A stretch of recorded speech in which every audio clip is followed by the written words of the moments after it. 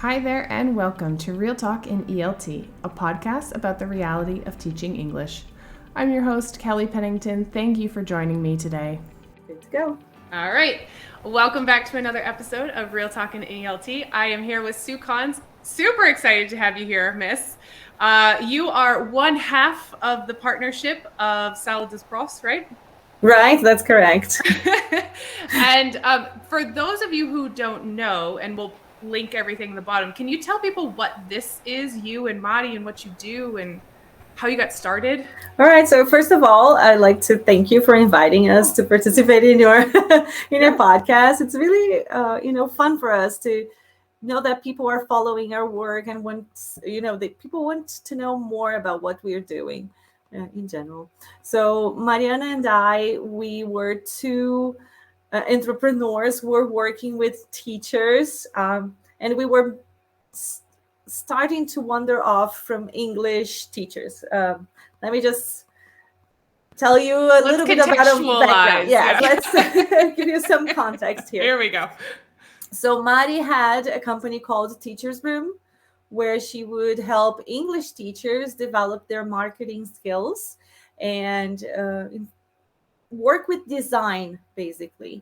So she would help them create better posts and how to use designing tools in a easier way, so teachers could have more time to develop their materials or their social media posts and things like that.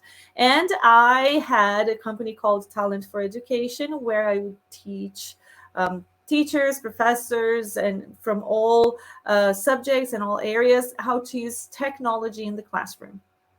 Ooh, okay, good. And then last year we got together and we were talking, and I had to help Mari. I didn't have to help her, but I offered to help her when she was having some technical issues with her website. And then we started forming this friendship.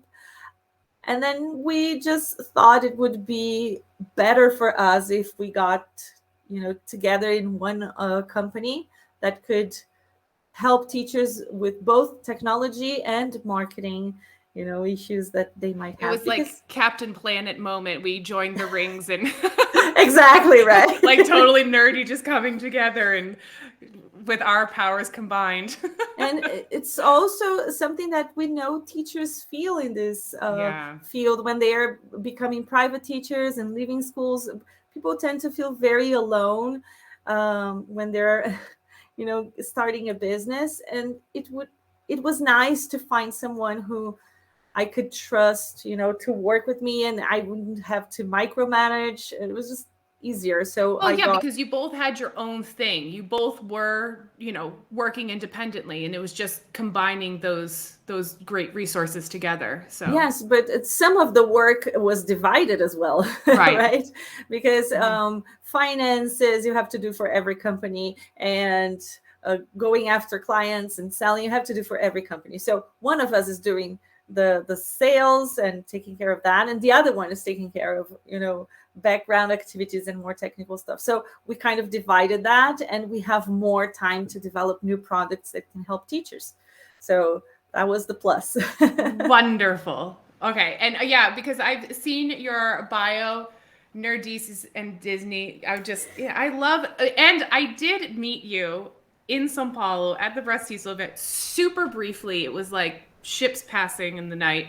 But you had the nerdy t-shirts, and I was like, oh, I like her. I was like, yeah, she's got my vibe. Was I wearing the Jedi one today? No, you were wearing, which one were you wearing? I think maybe, but someone had the Jurassic Park one. All right. Oh, maybe I was wearing the Jurassic Park one. And then the next day I was wearing the pink Jedi one. And I was like, oh yeah, that's my vibe. I like this lady. Here we go. Yeah. And the person responsible for those designs is actually Mari. Oh, she wonderful. Designed all the shirts that we were wearing in the conference. They were super fun. So if you haven't seen the shirts, I don't even know. Do you have them available still or no? No, for that collection, they're all gone. Oh. We usually do a collection, and then we offer them, and people pre-order. Okay. And then we have them made, and then it's like it's your special order to your size, and then you Got get it. it at home with the special gift box. And I saw it because did you send one to Taylor? Yes, we did. Because Oh, she was not at the conference. yes, and so she we was did. opening it up on her. I think she did a reel or something. I was like, oh, I'm so It's jealous. a I whole didn't experience, know. yeah. And you can't on the reels you can't smell the thing, but it has a smell as well. Oh, you guys have a fragrance too. We Oh, it's a whole do. experience. Yeah, it's a whole Okay, experience. so There's a stay Mighty's on the look. fragrance, and then Yeah, we have to like stay on the lookout. You guys advertise this, right? Because I want to get a nerdy T-shirt too. yeah, we're gonna do another campaign in November. Ironically, that's my birthday month. So so we need to send you a gift as well. All right. Whenever you buy our shirts, we'll send you something extra in there. Don't worry. Just kidding. It's fine, Sue. Just kidding, but please do. Because I will try and get freebies from everyone and anyone. So, but let's get down to it because I wanted to talk to you about gamification. Sure. And since you are the tech magician, here we go. So first question actually is, can you define gamification? Because I think some people confuse it, and what does it actually entail?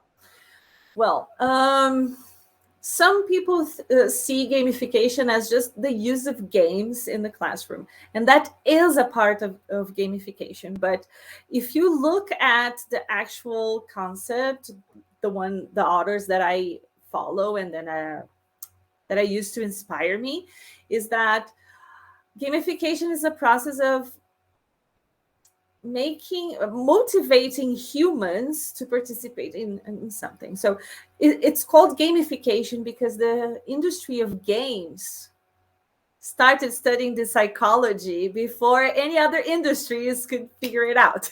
And they've definitely marketed and profited off of this idea as well. Of course. But it works, if you think about it, why are you more, excited or more prone to do an activity as a hobby where you have to usually pay for it? You have to pay for this activity, and you're so excited about it.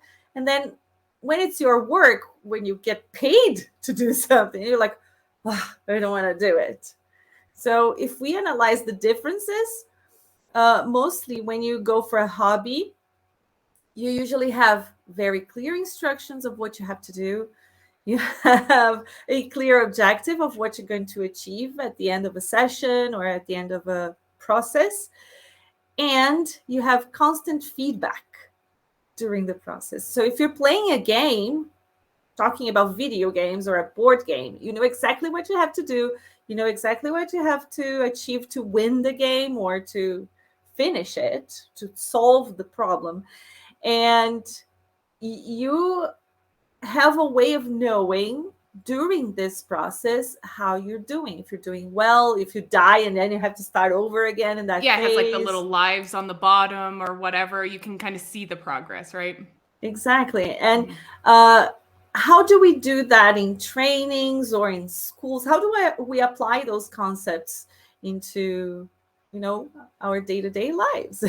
So it's basically studying that psychology, and I would say it's more human focused than anything else. People are like, oh no, so we focus on games and mechanics. No, focus on the human, Right. Yeah. And that's what I meant by, I think it's kind of misunderstood because people just want to integrate a bunch of games, which is fun. It's interesting for students, but at the same time, that's not the complete idea of gamification.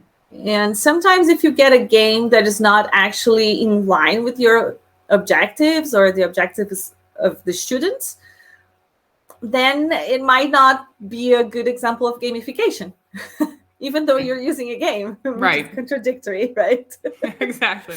Okay, so how do people get started? Because I think sometimes also when people hear gamification, they're like, oh, technology. Right. Yeah. It doesn't have anything to do with technology. Okay. So myth debunked. But Continue, please. Well, you can use technology to facilitate processes, but you don't have to. Basically, we have to understand the concept of objectives. Whenever I am planning a lesson or an activity, I always tell people, what is your objective with this lesson? Because sometimes we, as teachers, get comfortable using course books, and then we're like, I just have to teach this unit. But why? Why do you have to teach that unit? What is the main goal? Is it aligned with how you teach and how your students learn? Can you change it up a little bit? So objectives first, always in lesson planning and in gamification. So where do you want to get with this? Got it. Okay. Objectives. Right. And then if you want to apply concepts of gamification, such as levels, you can get, I want my students to be able to produce sentences with can. So if they're producing positive sentences or affirmative sentences, they're in level 1. But if they are able to produce affirmative and negative, level 2, and then you can kind of scale up, and then you can mix tenses in if you want to have an expert level of something. But we do work with levels in English, right? We do. We have A1, right. A2, B1, B2. So you could use them as levels in a review unit with your students, for example. But I did one for listening the other day with A1 students. So it was like their first week of class. Welcome, right? Yeah. And they had to listen and repeat to some sentences. Mm-hmm. And I do use course books, so the audios are pre-recorded. Mm-hmm. And it can get kind of dull, by the third or fourth time they have to repeat something. So what I did was I played it the normal speed, and they repeated it, and they were like, okay. It's like, okay, guys, I'm going to give you an extra challenge now. We're going to repeat it very slowly. So I changed the speed of the player to a slow tempo, and they would go, okay. And then they would pay attention to how they articulated the sounds. It was more difficult for them. And then I kind of, in the next couple of times, I increased the speed. So back to normal, and then a little faster than normal. And after that activity, I implemented the feedback portion of the gamification. It's like, okay, how was it for you? Which one was the easiest? Why do you think that was the easiest? Because they said the slow one was the most difficult. Oh, interesting. Okay. Right? Why? Because they had to articulate the sounds better. And the sounds are very different from the Portuguese language. Usually the rhythm is, right? It's not syllables. And they said, when it's faster, it's easier to repeat. I was like, and to understand is also easier. And they were thinking. Oh, okay. This is really interesting. Okay. Mm-hmm. So, yeah, for understanding, not so easy, but for speaking, it's easier. It's like, interesting. So we have to practice more at this speed so you can get better at listening. They were like, wow, I've never thought about it. And this got them excited for the next time they have to do a listening activity that they have to listen and repeat.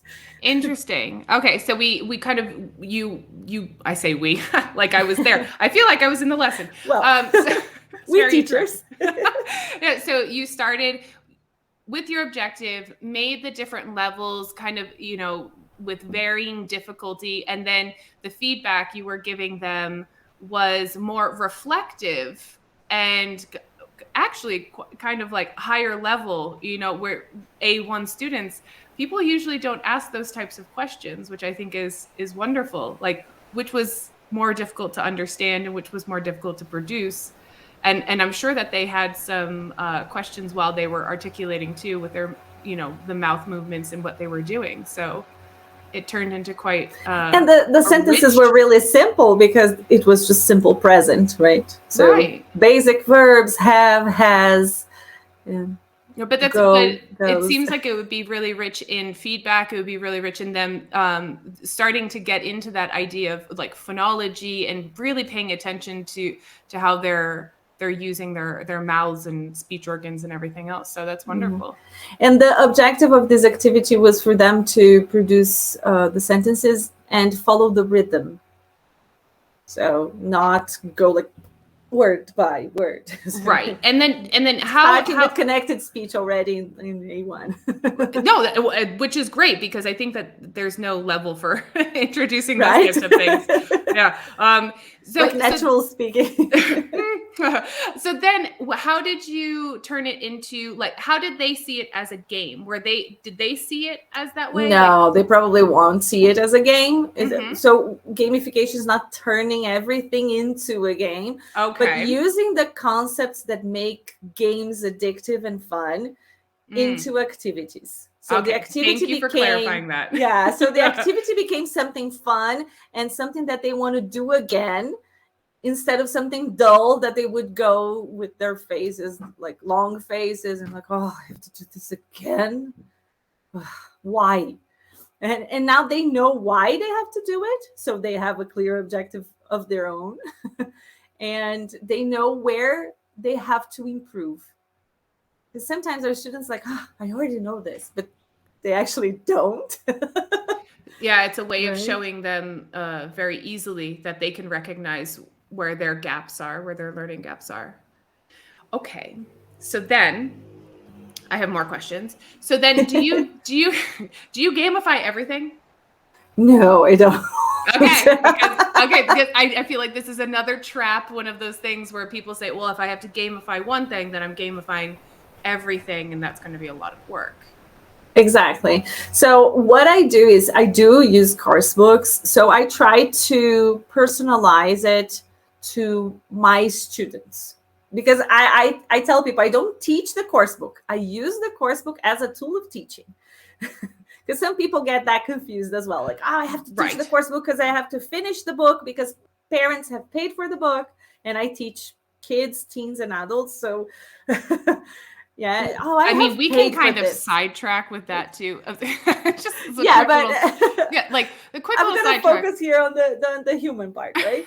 So no, I was gonna say, please feel free to sidetrack with because sometimes we have to explain to parents, especially parents, because they're like the stakeholders with their children, obviously, that there is a reason that we don't finish the course book, and that's because we want the students to actually learn something, and so we needed to focus on whatever. Mm-hmm. And so quick tip for people, maybe just have a conversation with the parents and say, listen, we have the course book, but sometimes we don't do everything there because we're really focused on individual needs and trying to make sure that they're actually learning. And I tell parents, yeah, we have the book, but the book is not the main or the most important thing in the classroom. It's your a child is. Exactly. So they're like, oh, my child is, your child is the most important asset in the classroom. Without your child, I can't teach anybody. Exactly. Right. Okay, so back to gamification. Right. And then what I try to do is to personalize. So I get to know my students really well. And if I see there's a unit where there's a song and maybe that song it's not that interesting for those students, what do I do is I see what was the objective of that song in that book. Can I exchange for another one and keep the same objective? So that's why I say people goals, objectives, focus. What is the lesson aim? Right. Yeah. So if you know the aims, you know how to change the way to get there. So there are many ways. And maybe some students will take longer than others, and that's fine. And one other principle that I really like about gamification is that we don't always have to compete. Because people think, I'm going to give a game, but play a game with my class. Let's compete. Guys, we can collaborate. Collaboration is a great gamification tool. And it's something that I really like using with them. So if I notice that there's a student who is better at spelling and the other one is better at listening, I will put them to work together in the song. One is going to repeat the words, the other one's going to write. I was going to say, how does that collaboration play out in the classroom? So pairing students together, what other ideas of more collaborative than competitive? And you can actually do both, Kelly. You can have like two groups. So the group will exactly. So the group will collaborate within itself, but will compete with the other one.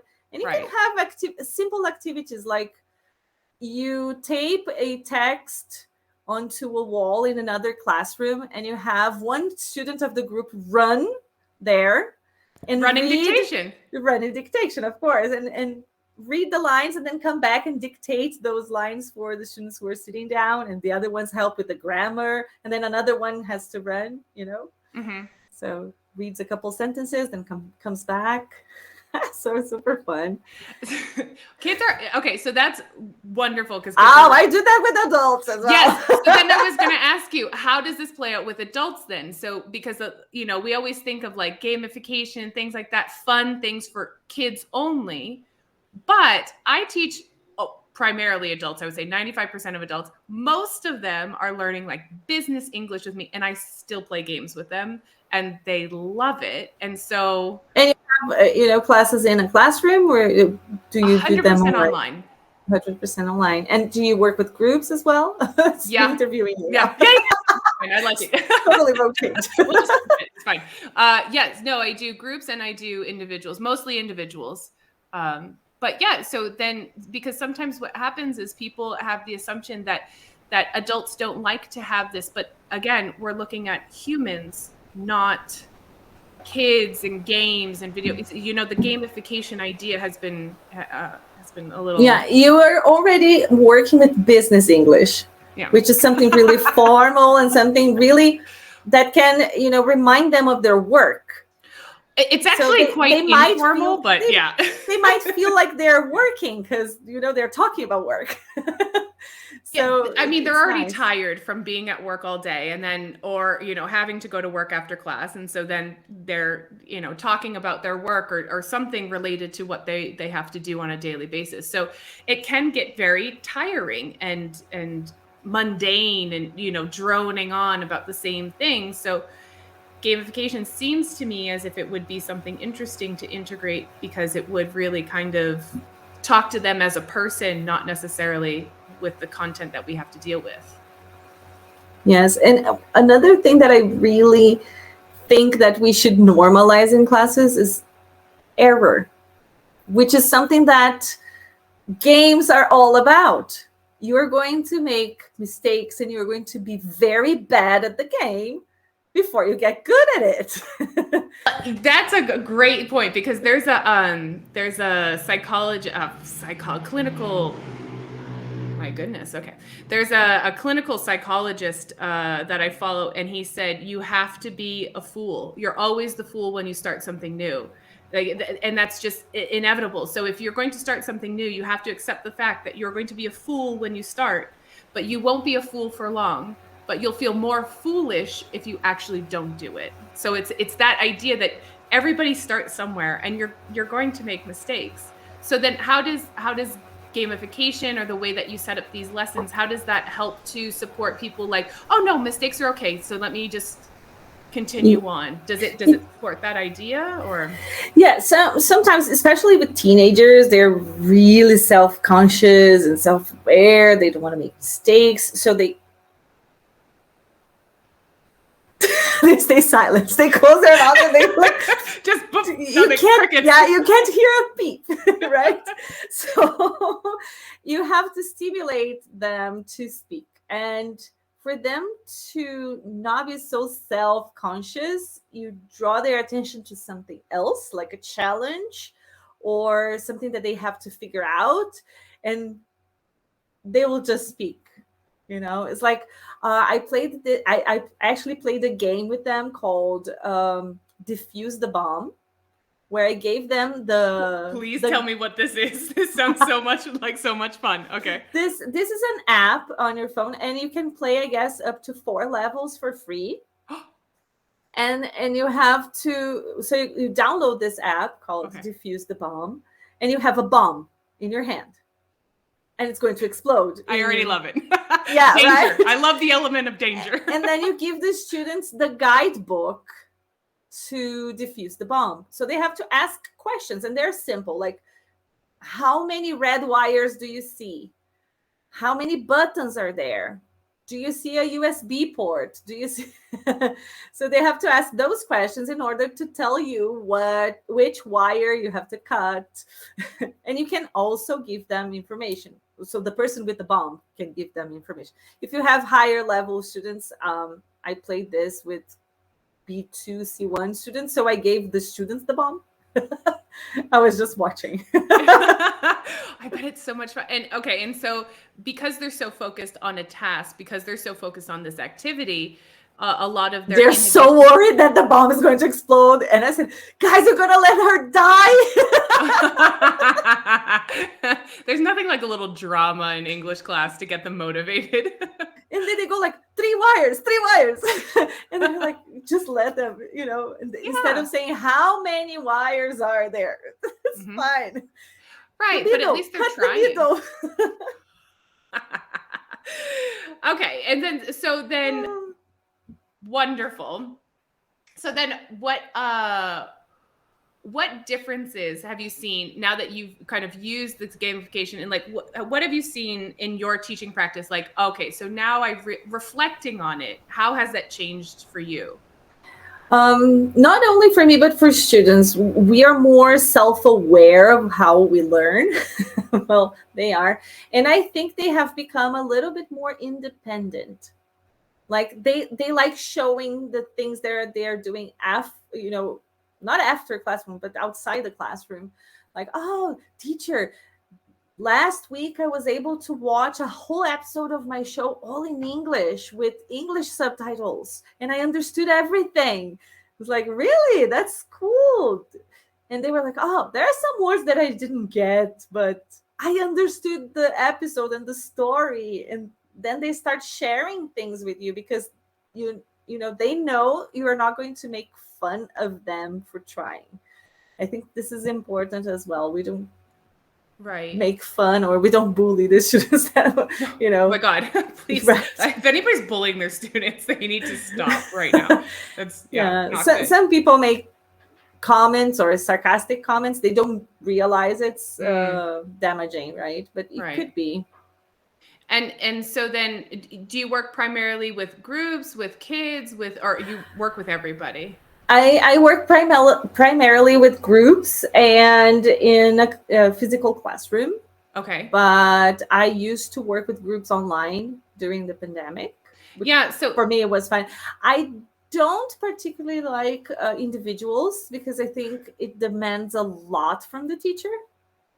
It demands a lot from the student too, as well. So it's very tiring on both ends because you have to stay so focused for such an extended period of time. So, and there's only so much interaction you can do with two people, right? So it can be a bit challenging.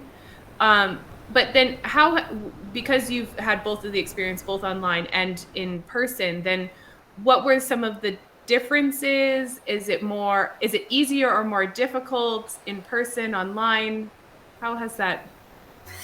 I think it depends on how you relate to your students, because I had met all my students, face to face before I taught them online. So we already had a very good connection. So the transition was great. And I had a pretty good knowledge of technology before we started, because I was already doing webinars and other training sessions with other teachers before we were, it was mandatory for us to go forced online, by the pandemic. Everyone went online. Right. And I really enjoy teaching online, but it was a challenge for them to stay so for so many hours, right? Connected for so many hours, because the regular school was also online, so there were just too many hours, Too many hours on the screen. Yeah, it takes a toll. Like physically, it takes a toll on you. Actually, just Right. watching. And what I had to do was to teach them how to study. Even though they were online, I had to ask them, get your notebooks. You were going to take notes of this. They were like, oh, but I can print the screen. Yes. And never look at it again. No, thank you. Copy it down. Because when you were copying, your brain is working and you are, making synapses and connecting meaning to image. And they were like, okay. Well, yeah, I think that people had to transition a little bit with that, and especially, yeah, It's working like, online is complicated. Yeah, it's what you say, Kelly. But when I say gamification, people think I have to turn everything into a game, and when I say I teach online, people think that everything's going to be online. They're notes taking, they're studying, and that's not true because our brain functions both digitally and analogically. It doesn't have to be everything online. I'm a very tech savvy person. I have been online since I was 13. I guess I'm 40 now. Right. Right. So I have a little experience and I don't do everything in a digital means. I have all my notes here. Yeah, well, okay, that's very interesting. Is good. because you are a Google trainer, right? Yes. And so you are kind of this techie person, but people think, oh, everything has to be digital, everything has to be online. And I also am a note-taking person. I have to write. I like physically taking notes, drawing diagrams. So when we say gamification, when we say teaching online, there's like these preconceptions that everybody has. It's like, oh, no, it's not 100%. It can be, or it's too difficult for me to implement that. But it's not really. You can make small changes to the way you teach gradually, and then you'll have unexpected results from your students in positive ways. Students that are more self-aware of how they learn, and they are more independent thinkers, that they become more curious. That's what I've been noticing, because one of the things that was making me sad was that students were losing their curiosity about things, because everything is just like, oh, let me Google it. I'm not even curious about it, and I already have the answer. So then how, being the person that you are, how would you tell people, because there's still people who need to transition online, and even after the pandemic, I think people assume that the pandemic, everybody was working online. People are 100%, they can use Zoom and everything else, no problem. There's still people that have major issues with using platforms and technology. So what tips could you give those people that are still trying to, maybe bridge the gap? But then also, I have two parts to this question. What about the teachers who are now transitioning back to physical classrooms that have used technology? They've loved the technology. And what do you know what I mean? Like the integration of the two? It's like coming back from an interchange program. Yeah. The reverse cultural shock. Yeah, it's like, how are we? Can we still get people going one direction and the people going the other direction? So, sure. What's your take? Okay. What do you think?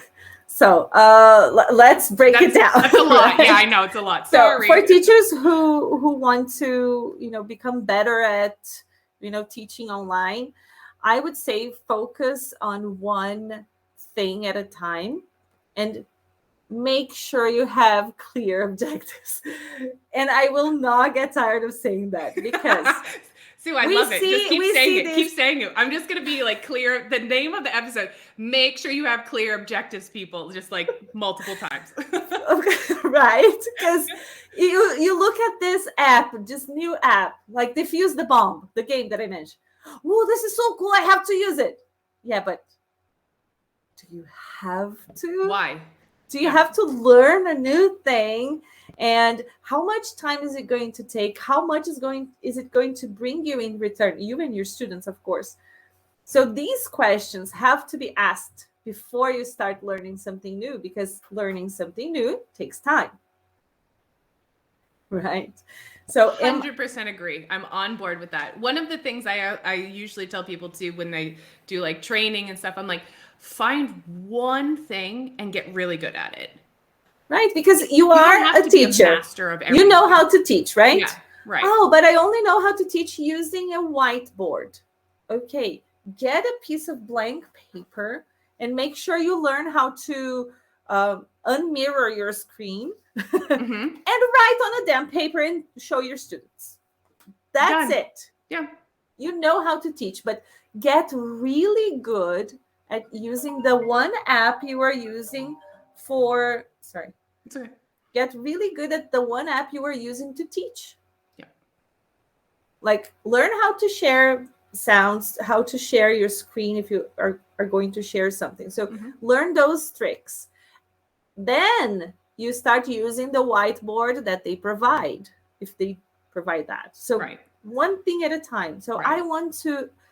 I wanted my students to have the experience that they have in the classroom where I would write, with my hand and not type in, because I noticed in the beginning that when I was typing, it didn't have the same effect on their learning. So I invested on a tablet. Okay. So those that most simple ones like this. Where you can just write on it and then yeah. And then the Microsoft whiteboard just does everything else. And then I can print that and then save on their classrooms later. So for references. But they told me after a couple of weeks, I asked them for feedback, said, what did you think of this way? Do you prefer when I type it or do you prefer when I write by hand? And they said, we prefer when you write by hand because it's easier for us to build the knowledge with you and participate. Interesting. I know I have and it's not a timing issue, right? I have a colleague. He uses, I think, Miro, the tool, and he has a tablet like yours, and he will write everything out, and he draws the pictures, and he takes the time, and he draws the pictures, and it doesn't take that long, but he'll draw the images out to illustrate everything, and the students are actually quite engaged because they want to see him drawing it, and then they'll say, oh, you forgot this or you forgot that, because they're engaged. They're engaged because they want him to like correct whatever he was drawing or representing of the vocabulary. So it doesn't have to be super techy. It can be something really simple. Exactly. The first time I tried, teaching with the board online, I have this board right next to me, so I tried writing on it. Right. But my students said that they couldn't see it very well. So that's why I invested in the tablet. And it was like really cheap. It was not that expensive. It was less than 200 reais. Okay. Yeah. I mean, if it's something that, if you're working online, maybe not for just one student, if it exactly, you have to pros and cons, right? I mean, I say it's cheap because it's cheaper than renting a room or something like that. Yeah, exactly. Right? Yeah. Okay. And it's a one-time fee that you pay, and then it's yours, right? And then it's yours. Then what about the teachers that love all the tech and are going back to the classrooms? Because I feel like some people will feel as if they're missing that element of, click, open, pop up here. People who are really, like you said, tech savvy, can navigate around. I know.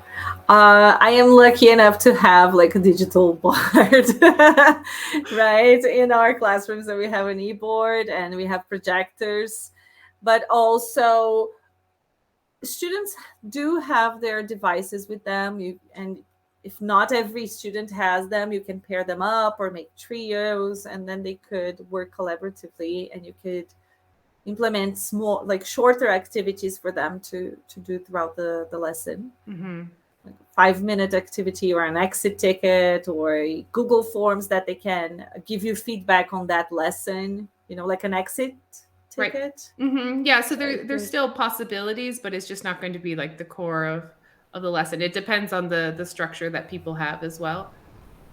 Most institutions now have at least At a least laptop Wi-Fi. projector. Yeah, the Wi-Fi minimally. Yeah, but they might have to scale back on all If of we're the. talking about larger institutions, they might have a computer lab or something that you can, That's you true. know, reserve for some, some lessons. Mm-hmm. I'm sure not everyone is using it at the same time.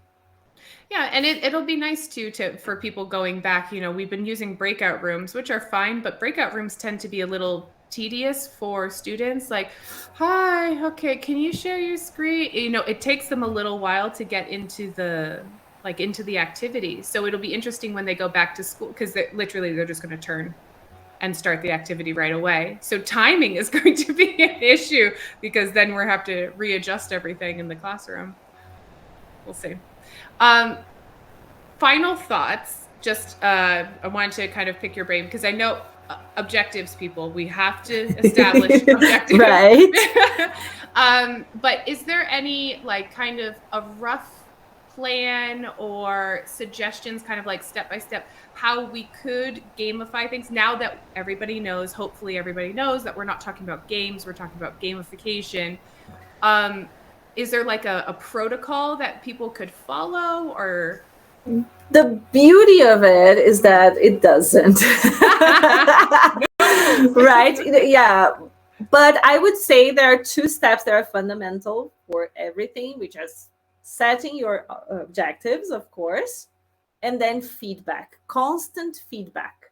Because we are used to giving students very little feedback. Oh, we give them feedback when they take a test and they get the results, maybe at the end of the semester, maybe at the end of the year.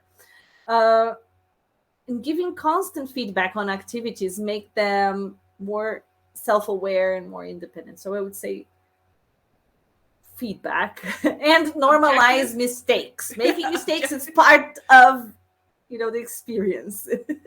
right? But the mistakes are not necessarily a bad thing. Like it's like, okay, No, it's actual process is making mistakes. Yes. So, but they have to be made aware of it. Mm-hmm. Because they might be missing on the process because they're afraid of making mistakes, the students and the teachers.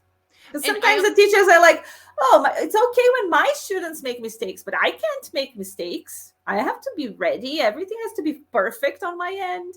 Yeah, this is a thing, especially with like correcting in class and stuff.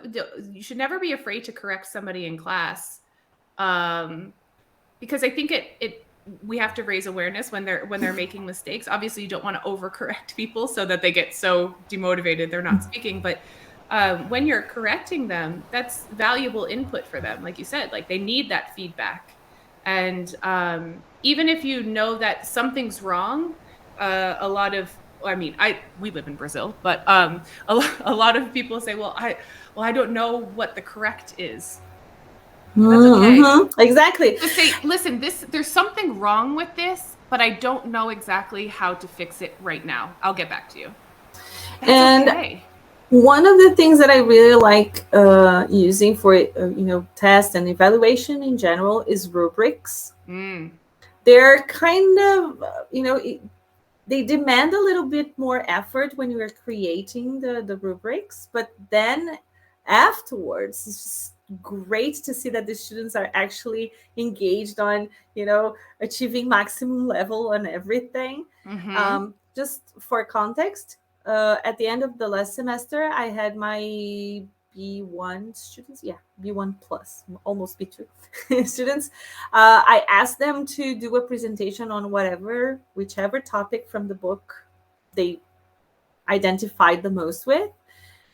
And the only thing I wanted from them was slides, a recording of the presentation, and it had to be at least 2 minutes long. Okay. So then I created this rubric.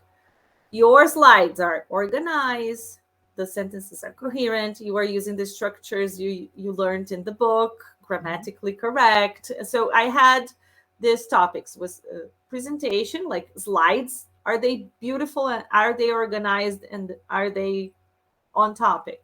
Next one was grammar. Are the sentences constructed correctly? Are you using most of the structures? Then pronunciation. How was your pronunciation throughout the video? Were you reading? Did you take too many long pauses? Was it more natural like? So everything was described there for them to see before they started the project. So they knew exactly what the objective was and how they could get there. Exactly. And when they got their scores, they were not surprised. They were like, yeah, I knew my slides needed more work. Or, yes, I tried to improve my speaking. How can I do that, teacher? I don't know how. This is the best I can do for now. So, and then you can actually help them because you know. Yeah, you can actually teach them at that point because they recognize. That's wonderful. Yeah. Do you ever have them create the rubrics with you? Sometimes I do that with my students. I haven't. This is kind of a great fun idea. thing to do. Yeah. That you collectively decide on the priorities and then build the descriptions together. We do that when we create the class codes. Like how are you going to behave in class, right? Exactly.